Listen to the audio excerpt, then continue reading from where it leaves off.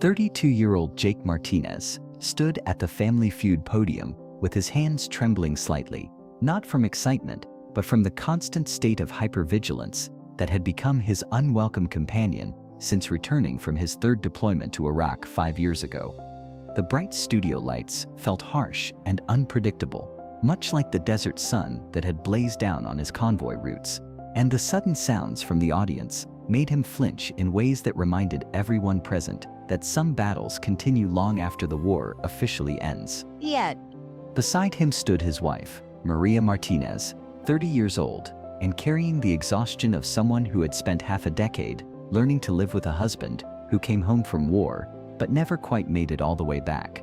Maria had become expert at recognizing the signs of an approaching panic attack, at creating safe spaces in their home, and at maintaining hope that the man she married was still somewhere inside the hyper-alert stranger who had returned wearing Jake's face. When Steve Harvey asked the survey question that would cut to the heart of Jake's daily struggle, the response came from a place of raw honesty that surprised even Jake himself. Name something that makes you feel safe. Jake stepped up to the microphone, and for a moment, the practiced responses he had learned in therapy fell away, leaving only the truth that he had been carrying like shrapnel in his chest for 5 years. Nothing, he said quietly, his voice carrying the weight of too many sleepless nights and too many moments when his own home felt like enemy territory. Nothing makes me feel safe anymore. Since I got back from Iraq, I can't trust anything. I can't trust that I'm safe. I can't trust that my family is safe. I can't even trust my own mind. The Family Feud studio fell completely silent. It wasn't the expectant quiet of an audience waiting for survey results. It was the profound silence of 300 people recognizing that they had just witnessed a veteran's honest assessment of what war had cost him, spoken with the kind of brutal honesty that comes from years of trying to explain invisible wounds to a world that expects soldiers to simply get over it. Steve Harvey felt his chest tighten with a combination of respect and heartbreak. As someone who deeply honored military service and understood that freedom came at a cost paid by people like Jake, he could see in the veteran's posture and expression the ongoing battle between the warrior who had served his country and the human being who was trying to find peace in a world that no longer felt safe. Let me take you back to how we got here. Jake Martinez had enlisted in the Army at 18, driven by patriotism and family military tradition. His 3 deployments to Iraq between 2009 and 2014 had exposed him to combat that leaves invisible scars on even the strongest soldiers. During his second deployment, Jake's convoy had been hit by an IED that killed 2 of his soldiers. Jake had held one of his dying soldiers while they waited for help that arrived too late. This had shattered something in Jake's ability to trust that the world was fundamentally safe. When Jake returned home after his final deployment in 2014, his family expected the usual adjustment period. Instead, they found themselves living with someone who jumped at unexpected sounds, couldn't sleep through the night, and seemed constantly braced for an attack that never came. The symptoms had intensified over time. Jake couldn't tolerate crowds, couldn't handle unexpected noises, and experienced flashbacks that transported him back to combat zones.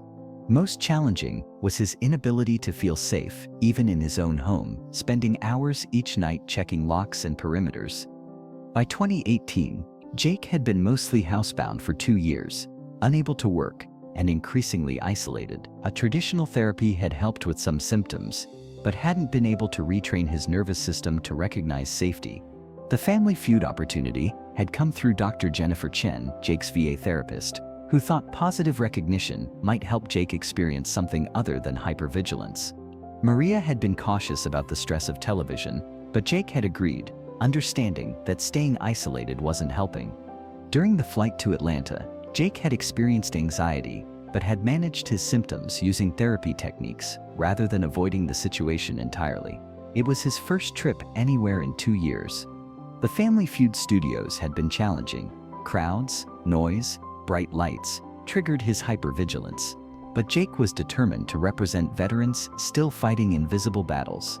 During the family introductions, Jake had presented himself with the honesty that military service had taught him. "I'm Jake Martinez," he had said, his voice steady despite his obvious discomfort. "I'm 32 years old. I'm from Phoenix, and I'm an Iraq war veteran. This is my wife Maria, who has been fighting this war at home with me for 5 years." The audience had responded with immediate, supportive applause, and Steve had approached Jake with the respect and gravity that such an introduction demanded. "Jake, first of all, thank you for your service," Steve had said, his voice carrying genuine reverence. "And Maria, thank you for your service too, because military families serve alongside our soldiers. How are you doing, brother?"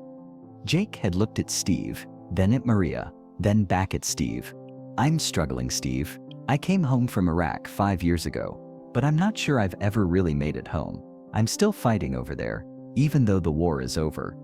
The audience had murmured with sympathy and respect, recognizing Jake's courage in speaking honestly about invisible wounds. The game had progressed, with Jake participating despite his obvious anxiety. His hypervigilance actually gave him advantages in some rounds, as his heightened awareness allowed him to process information quickly and notice details that others missed. The Martinez family was playing against the Johnson family from Georgia, and both teams had been supportive and respectful, understanding that this was about more than competition. During the second round, when Steve asked for things that help people feel better, Jake had buzzed in with therapy, earning a spot on the board and a meaningful look from Steve, who understood that Jake was speaking from experience about the importance of seeking help. But it was during the fourth round that the moment arrived that would potentially change Jake's life forever. Steve had announced the survey question with his usual energy, not knowing that he was about to ask something that would force Jake to confront his deepest struggle with post-combat life. "Name something that makes you feel safe." The question hung in the studio air, and for a veteran whose nervous system had been rewired by combat and couldn't seem to remember how to stand down, the honest answer was both simple and devastating. Jake had stepped up to the microphone, and for a moment, all the therapeutic techniques he had learned fell away. He was just a soldier who had come home from war, but couldn't figure out how to feel safe in peace. "Nothing," Jake had said, his voice carrying clearly across the studio. "Nothing makes me feel safe anymore. Since I got back from Iraq, I can't trust anything. I can't trust that I'm safe. I can't trust that my family is safe. I can't even trust my own mind." The studio had fallen completely silent. This wasn't just a game show answer. It was a veteran's honest assessment of what combat had cost him, spoken with the kind of raw honesty that made everyone present understand they were witnessing something profound. Steve Harvey slowly set down his index cards, something in Jake's tone, in the way he had spoken about his inability to feel safe anywhere, told him that this was a moment requiring more than standard game show response. "Jake," Steve said gently, "thank you for being honest about that. A lot of people watching right now need to hear that it's okay to admit when you're struggling. What does that feel like, not being able to feel safe?" Jake looked at Maria, who gave him an encouraging nod, understanding that this was Jake's truth to share and his healing to pursue. "It feels like I'm still at war," Jake replied, his voice growing stronger as he spoke about something he rarely discussed openly. "My body acts like there's always a threat, like something bad is about to happen. I can't relax. I can't sleep through the night. I can't even go to the grocery store without planning escape routes. I know it doesn't make sense, but I can't turn it off." The audience murmured with sympathy and respect, many people recognizing that they were learning about the hidden costs of military service.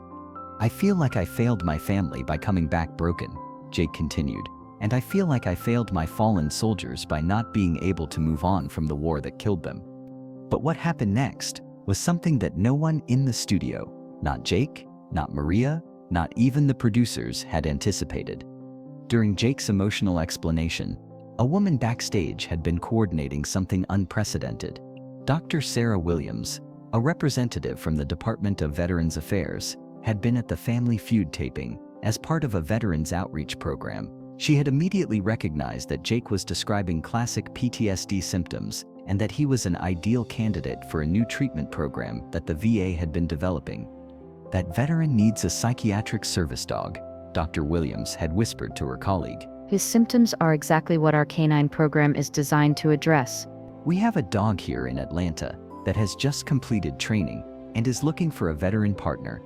While Jake was speaking about his inability to feel safe, Dr. Williams was backstage, with a specially trained service dog named Buddy, a 3-year-old golden retriever who had been trained to recognize and interrupt PTSD symptoms, provide grounding during panic attacks, and create a buffer between veterans and potential triggers in public spaces. "Steve," Dr. Williams whispered into the host's earpiece, "I'm Dr. Sarah Williams from the VA. We have a psychiatric service dog who could potentially help this veteran. Would Jake be interested in meeting Buddy?" Steve's eyes widened as he understood what was being offered. This wasn't just a game show anymore. This was about to become a potential turning point in a veteran's battle with invisible wounds. "Jake," Steve said, "there's someone here who has been listening to what you said about not feeling safe, and she thinks she might have something that could help. Dr. Sarah Williams, from the Veterans Administration. Would you please come out here?"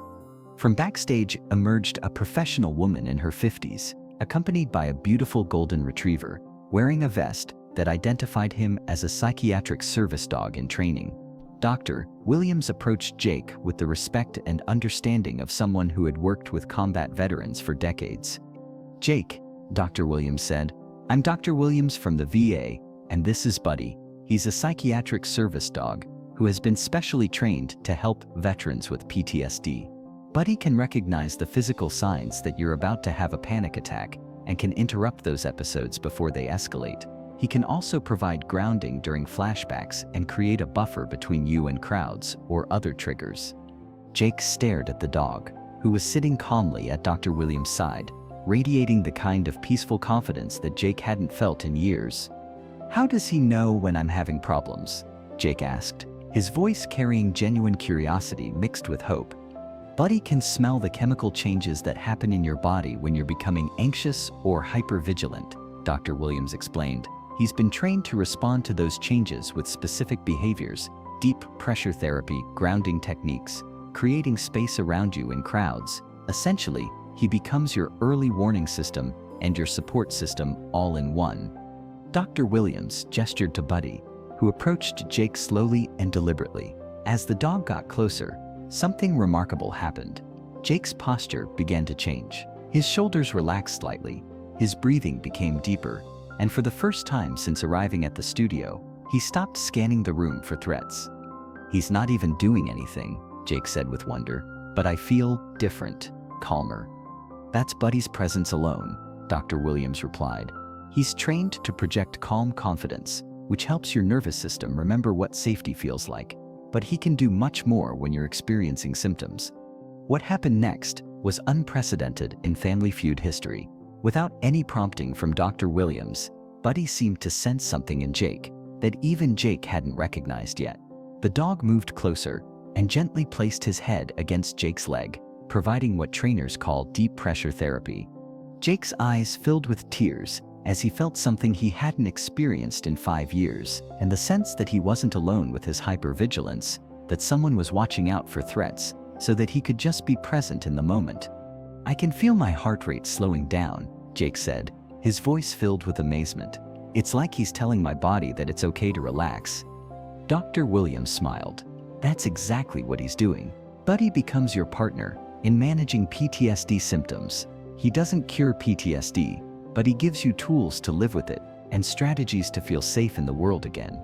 But Dr. Williams wasn't finished with this intervention that had transcended typical television and become something therapeutic. "Jake," she said, "if you're interested, Buddy is available for placement with a veteran who needs him. The VA would provide all of his ongoing care, training, and support. You wouldn't be taking him away from anyone. He's been waiting for the right veteran partner." Jake looked at Maria, who was crying openly, then back at Dr. Williams, then down at Buddy, who was still providing calm, steady pressure against his leg. "You mean he could come home with us? He could help me feel safe?" "That's exactly what I mean," Dr. Williams replied. "Buddy has been trained specifically for veterans with combat PTSD. His job would be to help you navigate the world with confidence and to interrupt symptoms before they become overwhelming."